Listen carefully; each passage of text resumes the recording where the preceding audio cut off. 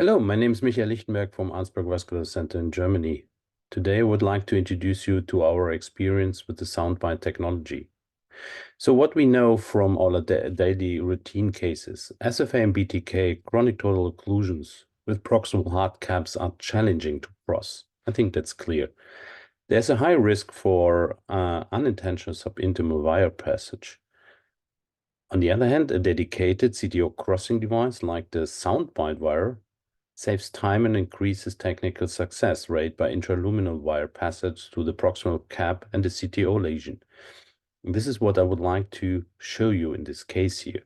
So this is a case of a 72-year-old male patient, Rutherford 3, diffuse arteriosclerosis in all areas, as you could see here in this crossover diagnostic angio from the right side. On the left side, he has a long chronic total occlusion of around 22 centimeters. Walking capacity around 50 to 100 meter pain-free. Cardiovascular risk factors include diabetes, hypertension, and he was a heavy smoker in the past. We already treated his right SFA. You could see that there were already some restenosis. The challenge of the left side SFA, as you will see it in a few seconds, is that there was a hard proximal cap close to the origin of the SFA. So we did an up and over access in a standard manner. You can see here the nearly flash occlusion of the SFA in the IP view.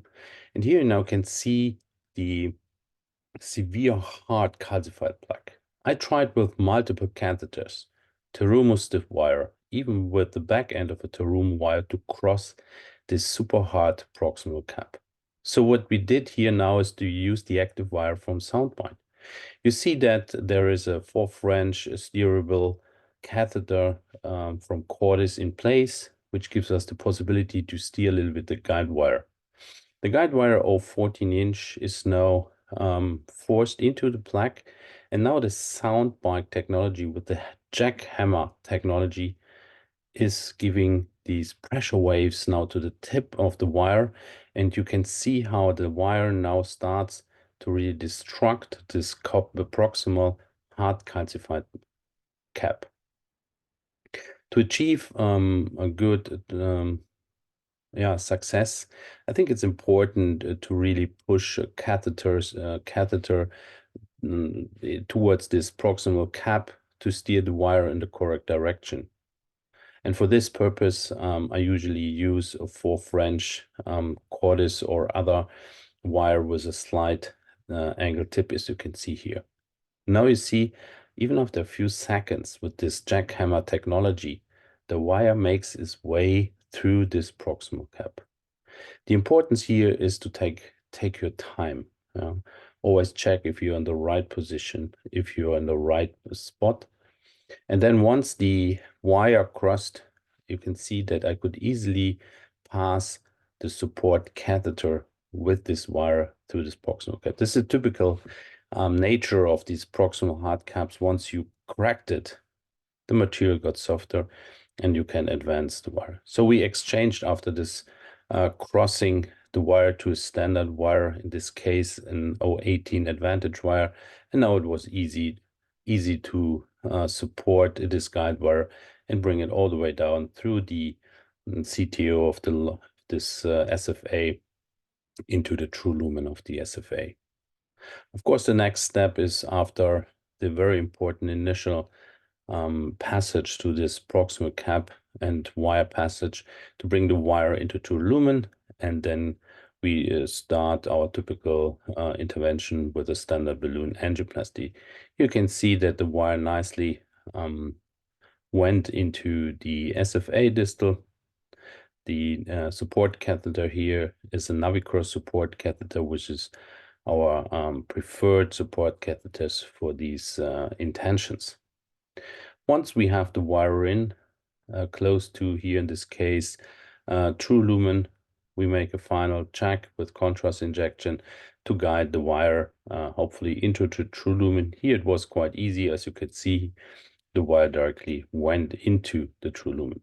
So we started with balloon angioplasty, starting with small balloons in these very hard calcified plaque proximal, and then we ballooned all the way from distal to proximal of this long SFA, and we typically use, after maybe initial very short pre-dilatation, long balloon angioplasties, as you could see here, like in 200 millimeter balloon here, which which opens nicely. After this, we already had some antegrade flow, as you could see here. There are no signs of thrombus formation, but of course of dissections, because we went partially subintimal. So what we did in the next step is then, of course, to perform drug-eluting balloon angioplasty with a 200 millimeter, 6 millimeter diameter DCB in the distal and in the proximal part of this long SFA lesion here. This is the second DCB angioplasty shown here. We do this for a couple of minutes usually, and then analyze the situation. We still have a severe dissection here in the mid and distal part, so therefore there's a clear indication for stent implantation. So we decided to go with the Pulsar 18 stent system, 200 millimeter is the first distal stent implantation. It's a triaxial system, and it opens nicely, as you could see here. Of course, we need to do an overlap of a second stent here with the first implanted stent. So a second Pulsar stent was brought into the lesion, as you could see here, opened nicely, and we could here, after this very extensive pre-dilatation, see that this stent opens very well. There was a short gap to the proximal cap, as you could see here, and this needed as another final stent. So in total, 3 stents, 6 200 millimeter stent plus 1 final 60 millimeter stent. Post dilatation in a standard manner, as you can see here, with a 6 millimeter balloon. We did this for up to 2 minutes in all the parts where we implanted the stent. And here you see now the final injection contrast into the target lesion. You see a nice inflow, you see nice outflow into the popliteal artery as well as into the BTK arteries. No signs of peripheral embolization.